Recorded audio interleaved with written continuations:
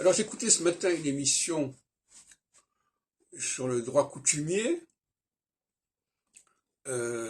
sur France Culture et c'est intéressant le mot coutume puisque c'est un mot que je devrais employer également en linguistique.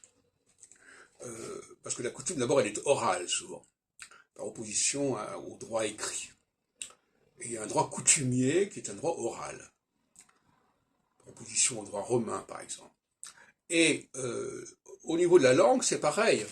Il y a une langue écrite, mais une langue orale. Et moi, je n'ai cesse depuis quelque temps d'opposer les deux.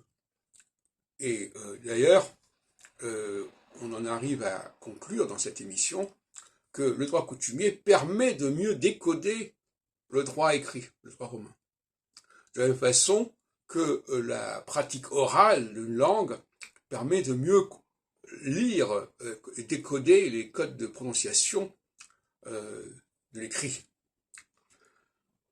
Donc le passage par l'oral, ça reste quand même la référence première, matricielle. Et l'écrit n'est qu'un pis-aller de certaine manière.